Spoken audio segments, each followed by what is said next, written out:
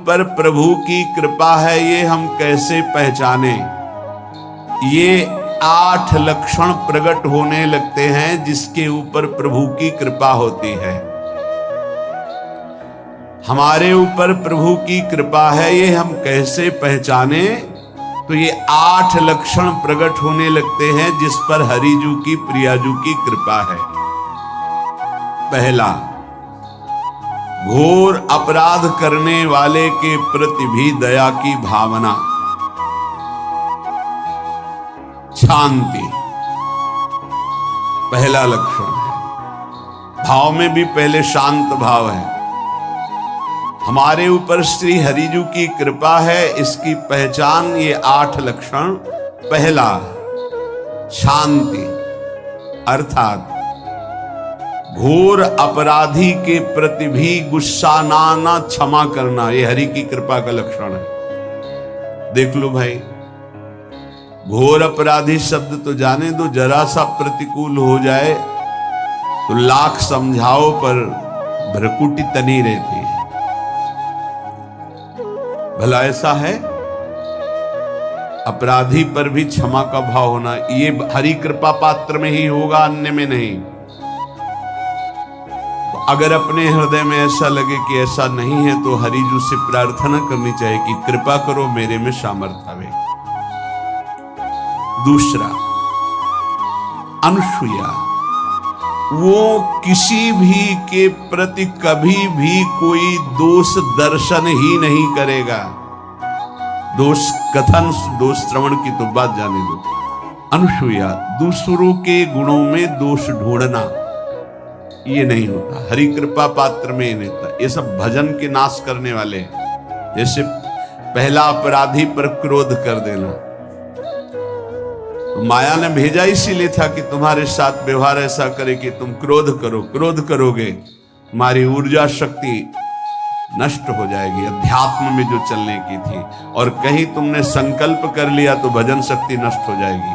तो अगर भजन बल है तो गया, जरूर उसको दंड मिलेगा, पक्का मिलेगा, 100% मिलेगा, लेकिन आप खाली हो गए। ना भजन करने की वृत्ति रहेगी और ना भजन रहेगा, दोनों बात। अनुसूया, किसी के सद्गुणों में दोष देखना, गुणों में दोष ढूंढना, ये हरि कृपा पात्र में नहीं होता। ये बहुत मंगलमयी बातें हैं जिससे हमारा भजन मार्ग पुष्ट होता है। तीसरा, वो बाहर से और भीतर से पवित्र रहता है, हरि कृपा पात्र। शौचाचार का ज्ञान होना चाहिए, वस्त्र आपके पवित्र होने चाहिए, ये बाहरी जल रज आदि के द्वारा बाहरी पवित्रता। और निष्कपटता, निश्चलता, सत्य भाव, ये अंदर की पवित्रता है। अगर कपट है, छल है, असत्य है तो हृदय मलिन रहता है।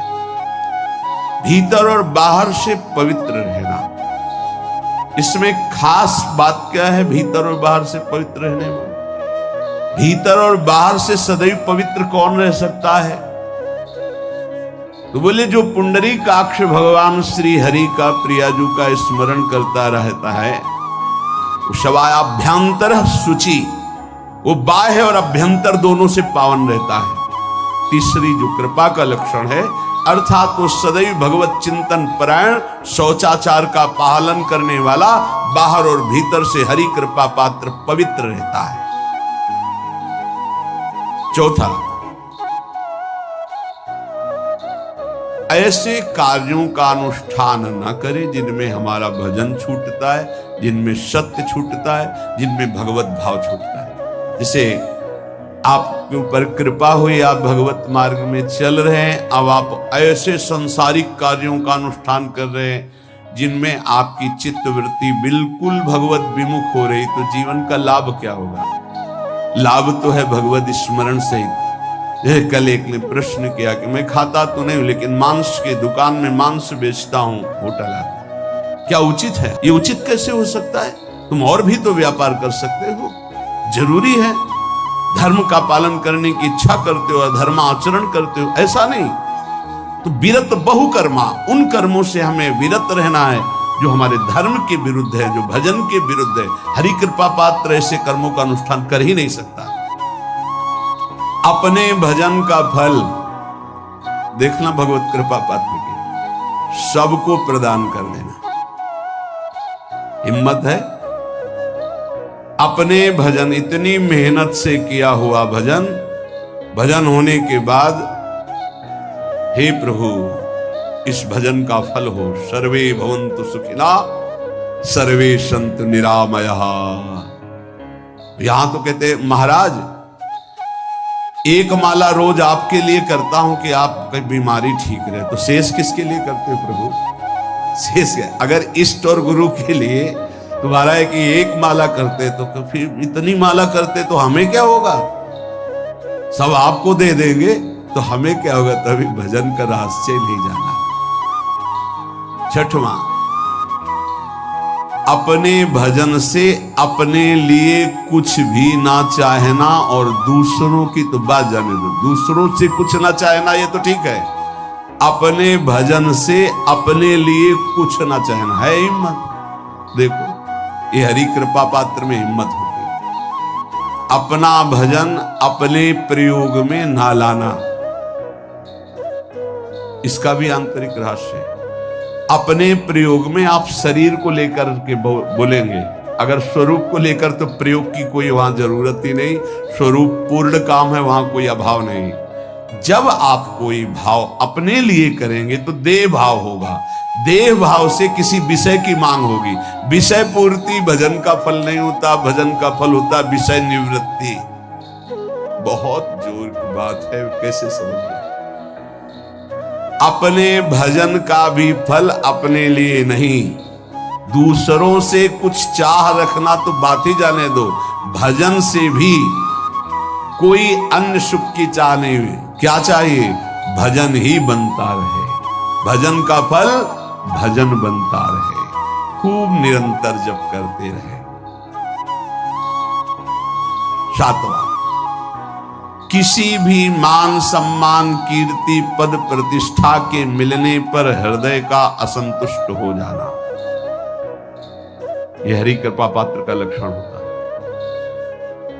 प्रणाम नमस्कार जय हो तो हृदय में असंतुष्ट हो जाना चाहिए। कोई किंचन मात्र अभिमान न उदय हो जाए। प्रभु बचाओ, ये माया की चकाचौंध से बचा लो नाथ।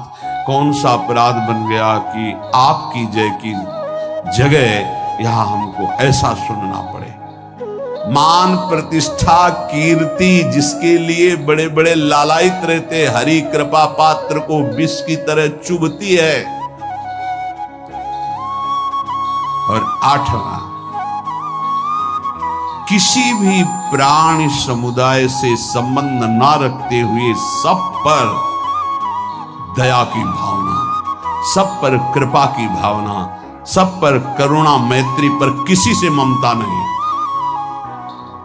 ये सूत्र बहुत व्यवहार में प्रयोग करने योग्य है। सबसे करुणा और मैत्री पर किसी से ममता नहीं। करुणा तो करी भरत जी ने, मैत्री भी की मृग से, पर ममता रहित नहीं रहे। ममता कर ली तो अगला जन्म हिरण का हो गया। ममता नहीं रखी। निर्ममो निरहंकारा, करुणा मैत्री तो करनी है, जैसे इसमें आदेश है, गीता में जी आदेश है, अद्वेष्टा सर्वभूतान मैत्रः करुणैव च, पर निर्ममो निरहंकारा, ये साधक की चतुरता है। प्राणी मात्र पर दया कृपा करुणा मैत्री, पर ममता नहीं। ममता किसी से, और यहां करुणा मैत्री ये तो गायब हो गई, केवल ममता रह गई है। अपने शरीर से ममता, शरीर संबंधियों से ममता, विषय भोगों से ममता, यही जहर है। संबंध में ये ममता ही जहर है, विचारों में अहंकार जहर है, कर्मों में ये आसक्ति जहर है। इसी जहर को मिटा दे तो जीवन मुक्त महापुरुष कर्म करते हुए, विषय सेवन करते हुए, वार्ता करते हुए, विचार करते हुए, बिल्कुल जहर रहित तो उसका जीवन हो गया। तो ये 8 बातें हरि कृपा पात्र में होती हैं, इनको बार बार सुनना और हृदय में धारण करना। मित्रों, आज महाराज जी ने हम सभी लोगों को बहुत ही उत्तम एवं शिक्षाप्रद कथा सुनाई है। आशा करता हूँ कि इस शिक्षाप्रद कथा से हम सभी कुछ न कुछ शिक्षा अवश्य ग्रहण करेंगे और अपने जीवन को सुखी, सात्विक और सामर्थ्य बनाने का प्रयास करेंगे। मित्रों, अगर आपको यह शिक्षाप्रद वीडियो पसंद आया हो तो वीडियो को लाइक करें और अधिक से अधिक लोगों को शेयर भी करें, जिससे और भी लोग महाराज जी की इस कथा से शिक्षा लेकर अपने जीवन को सुखी बना सकें।